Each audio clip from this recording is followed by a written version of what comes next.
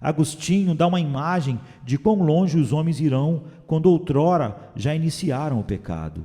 Havia um homem que, numa discussão, declarou que o diabo fez as moscas. Bem, disse o homem com quem ele estava a discutir, se o diabo fez as moscas, então é pouco mais que dizer que o diabo fez os vermes. Bem, disse o outro, eu acredito. Bem, disse o homem, se o diabo fizesse os vermes, como é que sabes que ele também não fez os pássaros pequenos? Bem, disse o outro, é provável que tenha feito.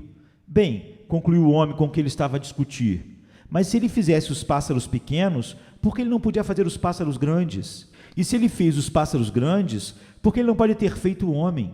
E se ele fez o homem, por que ele não pode ter feito o mundo?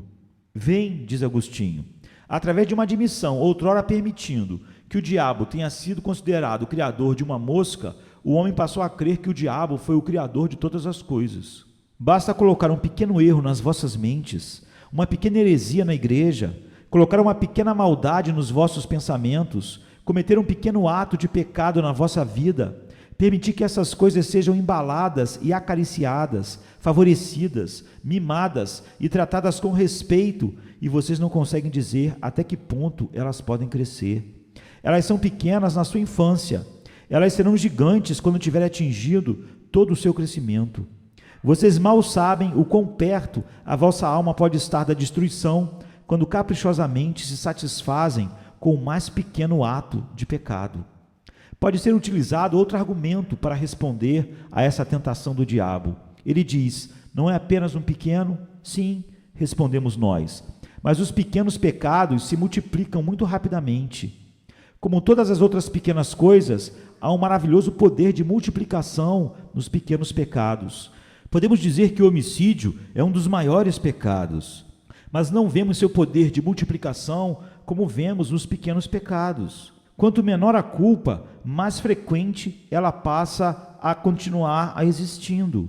Pois o elefante tem apenas uma pequena cria e se multiplica lentamente, mas o afídeo tem milhares de crias que nascem dele no espaço de 1 hora. Assim também é com os pequenos pecados. Eles se multiplicam rapidamente, para além de todo pensamento. Um se transforma na mãe de múltiplos. E marquem estas palavras: os pequenos pecados são tão poderosos para a desgraça na sua multiplicidade, tal como se fossem pecados muito maiores. Já alguma vez ouviram falar da história dos gafanhotos quando eles varrem uma terra? Ontem eu estava lendo sobre um missionário que chamou todas as pessoas quando ouviu dizer que os gafanhotos estavam a chegar ao vale. E acendendo enormes fogueiras, eles esperaram afastar a corrente viva. Os gafanhotos não passavam de seres pequenos, mas parecia como se todas as fogueiras juntas tivessem sido abafadas. Eles marchavam sobre os corpos mortos e queimados dos seus camaradas e continuavam como uma nuvem corrente viva. Antes deles, tudo era verde, como o jardim do Éden. Atrás deles, tudo ficou seco e deserto. As vinhas foram dizimadas, as árvores perderam todas as suas folhas e estendiam seus ramos nus para o céu, como se o inverno as tivesse despedido da sua folhagem. Não havia nessa altura nada que fosse, nem uma única réstia de rama de erva alguma, ou ramo na árvore, que até um bode pudesse comer. Os gafanhotos fizeram tudo isso e deixaram uma devastação total no seu caminho. Por que isso? O gafanhoto é apenas uma coisa pequena, sim, mas no seu número, quão poderosos eles ficam. Temam então um pequeno pecado, pois ele irá certamente se multiplicar. Não é um, são muitos desses pequenos pecados. A praga de piolhos, ou a praga das moscas no Egito, foi talvez a mais terrível que os egípcios alguma vez sentiram. Tenham cuidado com esses pequenos pecados insetos que podem ser a vossa destruição.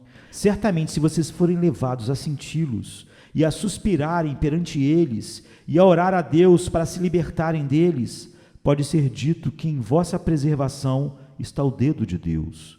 Mas deixem esses pecados em paz, deixem-nos aumentar e multiplicar, e a vossa miséria está perto de vos apanhar. Não ouço então a voz maléfica de Satanás quando ele clama, não é apenas um pequeno? Durante alguns anos atrás, não havia um único cardo em toda a Austrália. Um escocês que muito admirava cardos muito mais do que eu, pensou que era uma pena que uma ilha tão grande como a Austrália não tivesse esse maravilhoso e glorioso símbolo da sua grande nação. Ele, portanto, recolheu um pacote de sementes de cardo e enviou-as para um dos seus amigos na Austrália. Bem, quando eles aterraram, os oficiais devem ter dito: deixe-nos entrar, não é apenas um pequeno. Aqui está apenas um punhado de sementes de cardo. Deixe-nas entrar. Serão apenas cultivadas num jardim e nada mais. O escocês irá cultivá-las no seu jardim. Eles consideraram-na uma fina flor, sem dúvida. Deixe-na entrar, não passa apenas de algo que se destina a entretê-los. Sim, era apenas um pequeno, mas agora todos os distritos desse país estão cobertos com ele e transformou-se na peste praga do agricultor. Era um pequeno, mas havia esse grande poder naquelas sementes, e elas cobriram aquela grande e enorme ilha. Era algo que, mesmo que se tornasse mal, parecia pequeno, mas se tornou um grande mal. Se tivesse sido um grande mal desde o início, todos os homens teriam sido colocados a trabalhar para o destruir. Este pequeno mal não será erradicado e nesse país pode dizer-se até o dia do juízo final, nunca mais a Austrália vai estar livre dos cardos. E agora mais espinhos e mais cardos eles vão trazer adiante. Feliz teria sido se o navio que trouxe essa semente tivesse naufragado. Não há bênção nenhuma para os nossos conterrâneos do outro lado do mundo, mas apenas uma vasta maldição. Tenham cuidado com a semente do cardo. Os pequenos pecados são como ela. Tenham cuidado, pois eles não podem ser admitidos no vosso coração. Se esforcem para se esquivarem deles assim que Satanás os apresentar. Ide, procurei pela graça de Deus e do seu Espírito, do Espírito Santo, para mantê-los afastados. Pois se não o fizerdes, esses pequenos pecados irão se multiplicar tão rapidamente que serão a vossa ruína e destruição. Uma vez mais, os pequenos pecados, afinal de contas, se olharem para eles de outra forma, são grandes. Um pequeno pecado envolve um grande princípio. Suponho que amanhã os austríacos enviassem um pequeno grupo de homens para a Sardenha. Se eles enviam apenas uma dezena, seria igual a uma declaração de guerra. Pode ser dito, não é apenas um muito pequeno número de soldados que nós enviamos? Sim, teria sido respondido, mas é o princípio da coisa. Vocês não podem ter permissão de passar impunes ao ponto de enviarem um grupo pequeno de soldados para além das vossas fronteiras. A guerra deve ser proclamada, porque vocês violaram a fronteira e invadiram o território. Não é necessário enviar 100.000 tropas para um país para quebrar um tratado.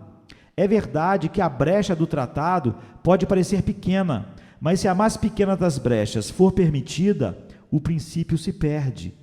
Há muito mais no princípio do que os homens conseguem imaginar.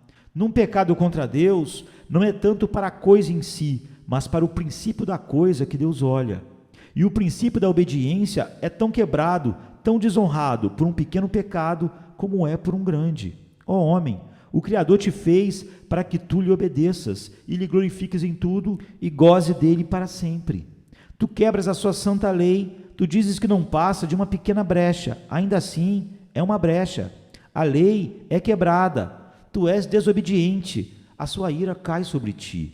O princípio da obediência está comprometido na tua menor transgressão e, portanto, ela é grande. Além do mais, não sei se as coisas às quais os cristãos chamam de pequenos pecados são, afinal de contas, maiores que aquilo a que eles chamam de grandes pecados em alguns dos seus aspectos. Muitas vezes, aquilo que é pequeno nos mostra uma ofensa maior do que aquilo que nós diríamos ser grande.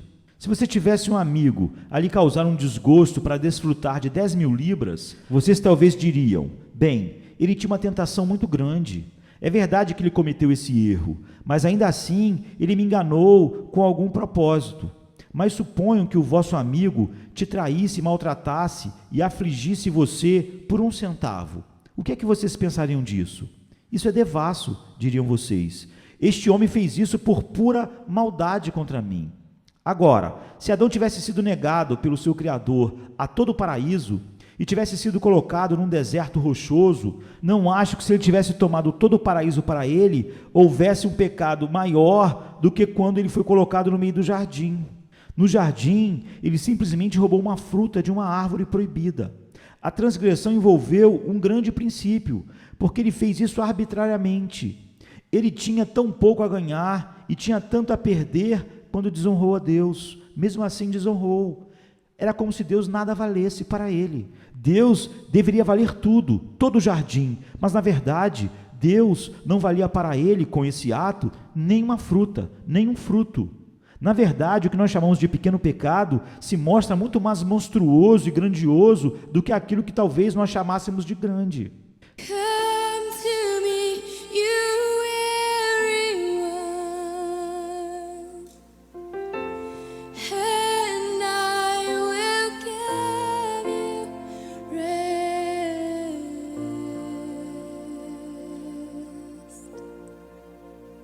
I will give you rest.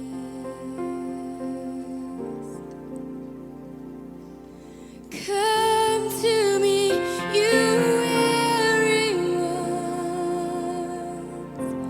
and I will give you rest.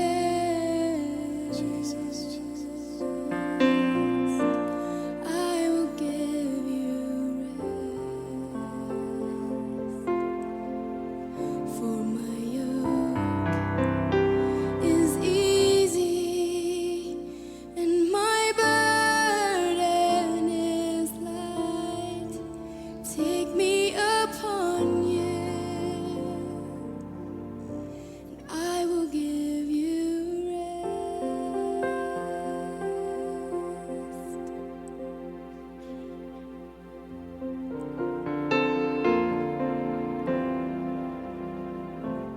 Come to